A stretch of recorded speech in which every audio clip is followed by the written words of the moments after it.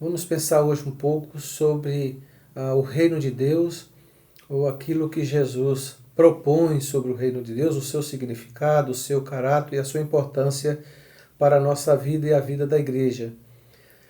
Como vimos nos vídeos anteriores, Jesus começa a sua oração com uma invocação.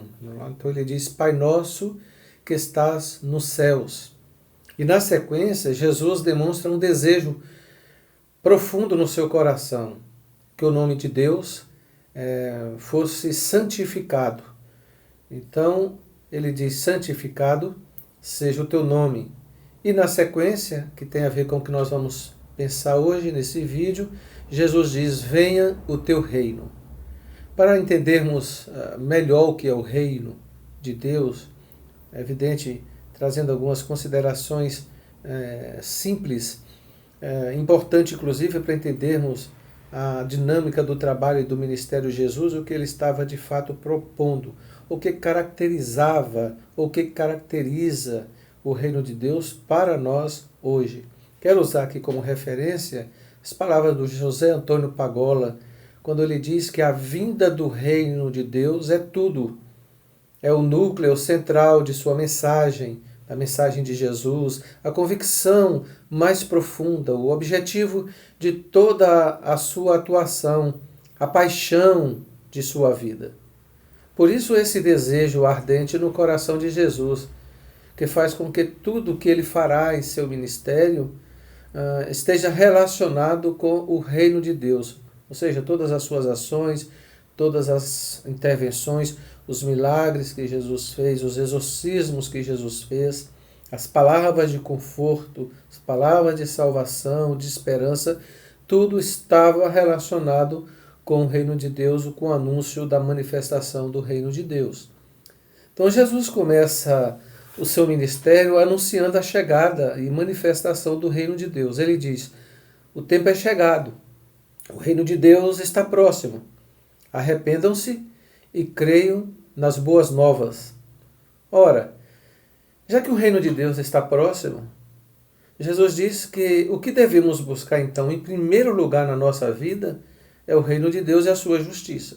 Isso deve fazer prioridade para todos nós, já que o reino de Deus é tão importante, tão significativo, é a boa notícia, é a boa mensagem.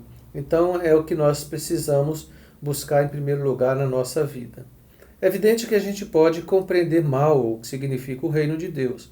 E para tirarmos algumas dúvidas ou evitar alguns equívocos quanto à compreensão do reino de Deus, eu quero destacar aqui 3 ideias que nós devemos evitar para não compreendermos o reino de Deus de forma errada.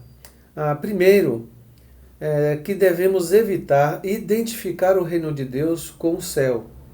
Essa é a primeira coisa importante, porque normalmente quando no meio evangélico, na maioria dos segmentos evangélicos, quando se fala de reino de Deus, de buscar o reino de Deus, de participar do reino de Deus, entende-se o reino de Deus como uma experiência transcendente ou transcendental, metafísica, para além da nossa história, para além do nosso contexto vivencial.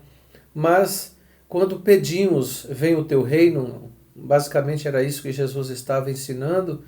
Jesus estava dizendo que não era para irmos para o céu, mas era que a justiça de Deus e o governo de Deus se tornasse uma realidade entre nós. Então a primeira questão é evitar identificar o reino de Deus com o céu. A segunda questão é que não devemos compreender o reino de Deus como uma experiência subjetiva dentro de nós, sem implicações externas, principalmente históricas. Isso é muito importante. Então, quando se trata de salvação, quando se trata sobre o reino de Deus, com experiência com Deus, normalmente a gente quer interpretar essa experiência com algo que acontece apenas dentro de nós, sem nenhuma implicação externa. O reino de Deus não transforma apenas o interior da pessoa, mas a vida inteira da pessoa. Então, essa é uma questão importante que a gente também precisa entender. O reino de Deus diz respeito a uma experiência interna, mas também com implicações externas na nossa vida, na nossa maneira de viver, naquilo que fazemos, como compreendemos o mundo. O terceiro é que devemos evitar também uma confusão em relação à igreja e ao reino de Deus, que essa é uma outra questão importante. Não é? Tem muita gente que confunde ao ler nos evangelhos Jesus tratando sobre o reino de Deus, ou quando Paulo trata sobre o reino de Deus, muita gente confundir o reino de Deus com a igreja. Achar que a igreja é o reino de Deus. A igreja não é o reino de Deus. Como se o reino de Deus estivesse limitado a uma instituição religiosa, ou um ambiente religioso, ou a estrutura física. O reino de Deus é muito mais do que isso. Né? O reino de Deus é a ação de Deus, é o governo de Deus na história e na vida das pessoas. O reino de Deus ele é libertador. Isso é uma coisa importante que a gente precisa saber e entender, porque fica muito claro a forma como Jesus lidou no dia a dia, quanto o que significava e como o reino de Deus se manifestava na história humana. O reino de Deus é libertador, como fermento, né? Jesus, em uma de suas parábolas, vai dizer isso, que o reino de Deus é como um fermento que leveda toda a massa. E o reino de Deus, então, está atingindo todas as instituições humanas, promovendo cura, libertação da injustiça, destronando poderosos, minando o governo de Satanás no mundo e na vida das pessoas, amparando o pobre e o injustiçado, criando uma nova história, um novo céu e uma nova terra. Tudo isso já começou a acontecer. Quando Jesus começa o seu ministério anunciando a proximidade do reino de Deus, todas essas coisas começaram a acontecer.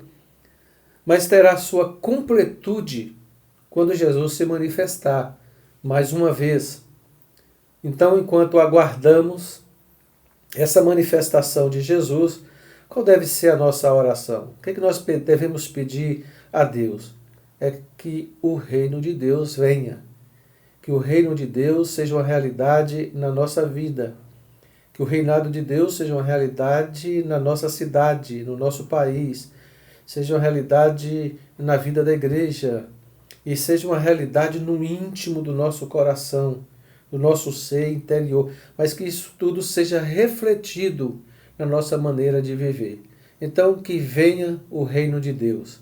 Que Deus nos abençoe.